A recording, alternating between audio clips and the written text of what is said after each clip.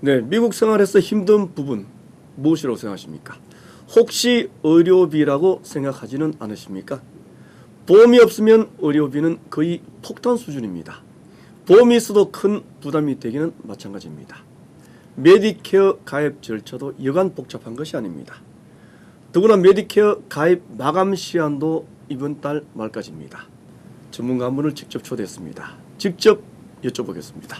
네, 안녕하십니까? 예, 안녕하십니까? 네, 앤텀 블루크로스의 FMO 리차드 김 이사님 맞습니까? 예, 맞습니다. 네, 혹시 김 이사께서는 보험업계 몇 년 동안 근무하셨나요? 올해가 이제 10년째입니다. 네, 네, 10년 동안 엔텀하고 같이 일을 했고요. 네, 네, 네. 근데 미국의 의료보험 왜 이렇게 비쌉니까? 폭탄 수준입니다.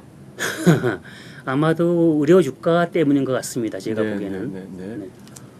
의료 수가, 네. 의료 수가 왜 이렇게 높습니까?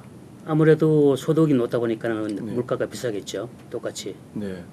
아니 그래도 보험이 없으면 최근에 그랜드 캐니언에서 추락한 한국 유학생이 치료비가 100만 달러가 넘었습니다. 어떻게 생각하십니까?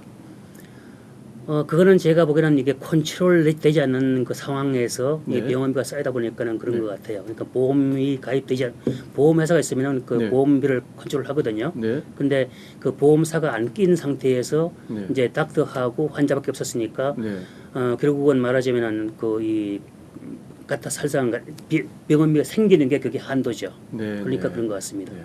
자, 어떤 분은 이런 얘기도 합니다. 한국과 미국의 보험제도 왜 이렇게 다른가? 가장 큰 차이점은 어떤 점이라고 생각하십니까? 제가 보기에는 그 한국 보험제도는 그 사회주의 경향이 많고, 네, 네. 그다음에 미국 보험제도는 이게 자본주의식이 많기 때문에 그런 네. 것 같습니다. 네. 미국의 보험제도는 사보험이지 않습니까? 네, 한국은 국가가 직접 운영하는 네. 공단 체제로 운영하는 시스템이 되어 있는데 미국은 국가가 규제를 할 수 없습니까? 병원비 너무 비싸지 않습니까? 그거를 하려고 출발했던 게 그 오바마 케어죠. 네네. 네. 네. 지금 오바마 케어는 잘 되고 있습니까? 지금 사실상은 뭐 사장되고 있는 수준 같은데 네. 아마 잘 다른 뭐 대안이 나오려고 봅니다. 네네. 지금 보험업계에 근무하시는데 네. 미국의 보험제도, 의료 시스템 너무 문제가 많다 이런 생각해 본 적 없습니까? 제가 보기에는 보험 쪽의 시스템의 문제보다는 네. 정부 차원에서 문제가 많은 것 같아요. 어떤 문제가 있습니까? 예를 들어서 그 후생 시설인 그 메디케이드 같은 거 네. 거기에 돈이 너무 많이 들어가고 있어요. 네. 그러니까 예를 들어서 불과 그 메디케이드가 인구가 네. 메디케어하고 메디칼 다 가진 인구의 한 10%밖에 안 되는데 네. 그 예산은 한 40% 쓰고 있습니다. 네. 네. 그러니까 자연적으로 이게 원가가 올라갈 수밖에 없죠. 네. 그 메디칼은 돈 안 받고 하시는 거잖아요. 네.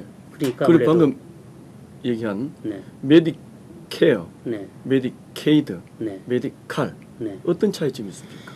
메디칼이라는 거는 이 캘리포니아 버전으로 된 메디케이드, 결국은 메디케이드를 캘리포니아에서는 메디칼이라고 부릅니다. 네. 메디케이드는 어떤 보험입니까? 메디케이드는 이제 이 돈 없는 그러니까 가난한 분들을 위해서 네. 이 정부에서 무료로 주는 의료 혜택입니다. 네. 메디케이드는 저소득층, 네, 임금이 그렇습니다. 조금 부족하신 분들을 네. 위해서 국가에서 지원해주는 의료보험 시스템이 맞습니다. 맞습니까? 그 캘리포니아에서 시행하는 때에는 메디케이드라고 부르는 겁니까? 그렇죠. 예산은 어느 쪽 예산입니까? 그런 어차피 예산은 그 연방 정부 그 CMS에서 나오는 연방적 예산을 예산인데 네 그거를 이제 주정부에서 받아서 집행할 그걸 경우에 집행만 할 뿐입니다. 캘리포니아 주에서 할 때는 네. 메디칼, 네, 연방 정부 할 경우는 메디케이드. 그렇습니다. 메디케어는 뭡니까? 메디케어는 우리가 65세가 되면서 그 동안에 10년 이상 세금을 낸 돈으로 받는 하나의 다른 의료 보험입니다. 네, 네. 65세 이상 되시는 네. 분들이 세금을 받을 내는 수 돈으로 네, 혜택을 볼 수 있는 의료보험 시스템이다. 네. 자, 그러면 메디케이드도 안 되고 메디칼도 안 되고 이런 분은 어떻게 해야 됩니까? 그런 분들은 만약의 경우에 그 인컴이나 그 재산이 별로 없는 분들은 저희들이 도와서 그분들을 메디케어를 얻어 드리고 있어요. 네, 그러니까는 네. 그런 시스템이 있습니다. 그게 네. 이제 MSP라는 건데 네. 그 MSP를 통해서 메디케어를 얻을 수가 있어요. 네, 네. 자, 메디케어 얘기 좀 하겠습니다. 네네. 65세 이상이 되는 분 중에서 10년 이상 세금을 내신 분들이 받을 수 있는 혜택이 메디케어 보험이지 않습니까? 그 중에 A, B, C, D 파트란 말을 많이 합니다. 어떤 차이점이 있습니까? 네, 파트 A는 그 병원에 입원을 해서 그 그 치료를 받을 때 쓰는 보험이고요. 그 네, 플랜이고. 병원 치료, 네. 네. 그다음에 파트 B는 그 병원 입원한 거 이외에 거의 대부분의 그 병원 그저이 닥터들 보는 게 주로죠. 그 이 네. 다른 이 치료하고 그 수술을 받고 하는 모든 그런 서비스를 커버하는 플랜이에요. 네, 네. 그다음에 네. 이제 파트 D는 처방약만 커버해주는 그런 플랜이거든요. 아, 처방약만. 네, 근데 파트 A하고 B하고 D는 이게 정부에서 시행하는 이 플랜입니다. 네.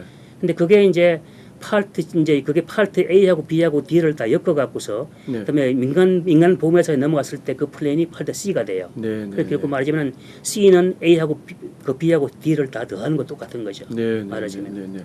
근데 민간 보험회사에서 운영하는 부분이 파트 C, 네. 예. A, B, D는 메디케어에서 네. 운영하는 네, 부분이군요. 똑같은 메디케어입니다. 네. 근데 이제 어느 쪽으로 그 시행을 하냐 따라서 네. 이제 나눠지는 거죠. 네, 네. 그럼 오바마 케어는 어떻습니까?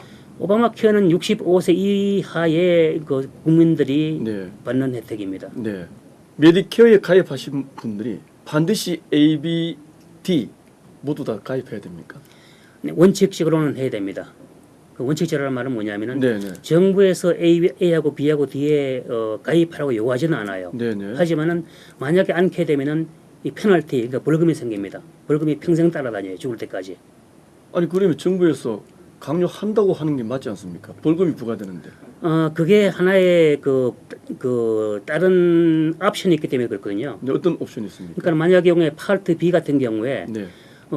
직장 진료비 말씀하시는 겁니까? 진료비가 아니고 누가 그 보험을 주느냐에 따라 그 차이죠. 네, 그러니까 네. 만약 65세 넘은 사람이 직장에서 만약에 다니면서 네. 있게 되면 직장에서 이 보험이 있을 경우 많잖아요. 그렇죠. 근데 그 사람은 만약에 정부에서 파트 B를 들어가고 강요를 하게 되면 이 사람은 파트 B도 들어야 되고 그다음에 자기 직장에서 주는 보험도 있고 예, 중복 가입하게 중복이 됩니다. 네네. 그렇기 때문에 이 사람은 정부에서 하는 건 둘 중에 하나를 선택하라고 그거죠. 네네. 그래서 그 파트 B를 들어가고 강요하지 않아요. 네네. 파트 D도 마찬가지입니다. 네. 파트 D도 어떤 많은 분들은 만약에 VA 이 군대 갔다 오는 사람들 네네. VA 있죠. 네. 그래서 그분들은 이미 군대를 통해서 파트 D가 나옵니다. 네. 근데 그분들도 마찬가지로 파트 D를 들어가고 강요하게 되면은 네. 이 사람은 군대에서 파트 D가 나오고 네. 그다음에 메디케어 파트 D가 또 있죠. 네네. 그러면 중복이 되잖아요. 네네. 그것 때문에 절대로 들어가고 강요하지는 않아요. 네. 하지만 만약에 둘 중에 하나도 없게 되면은 평생 벌금 내야 됩니다. 아, 우리 한인 어르신들은 대부분 어떤 경우가 많습니까? 한인 시니어 분들은 물론 요즘에 근래 와서는 이 세금을 내고 제대로 이제 이 정규적으로 메디케어를 듣는 분이 굉장히 많아졌습니다. 네네. 그런데 그래도 아직도 연세가 한 80이 되는 분들 이상 되게 되면은 네. 그런 분들은 별로 많지는 않아요. 네, 많지는 않고 대부분 다 그 메디케이드, 그러니까 메디케어를 통해서 네. 이제 저소득층을 위한 네. 메디케이드 메디칼. 네, 그거를 이제 받아서 들어온 경우가 대부분입니다. 네. 네. 왜 우리 한인분들 그런 분들이 많습니까? 메디케어가 많지 않습니까?